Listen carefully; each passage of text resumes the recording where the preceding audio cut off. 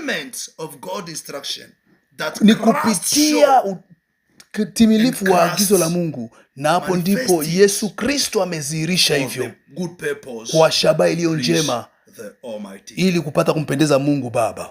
Let's look like Jesus. Tumfanane Yesu wapendwa.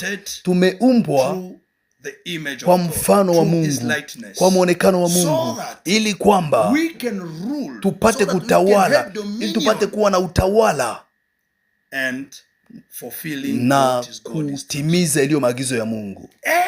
Adamu aliumbwa ili apate kutawala, na alikuwa na kazi. Waweza kula matunda yote ya bustanini, ya mti yoyote kwenye bustani, lakini ule mti ya matunda ya ujuzi wa mema na mabaya hauruhusiwi kugusa.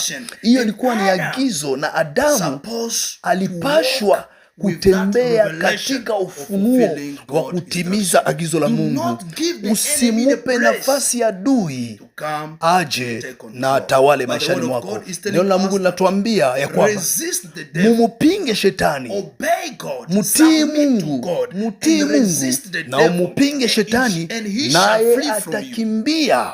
Amen. Don't allow usiruhusu fursa ambazo sio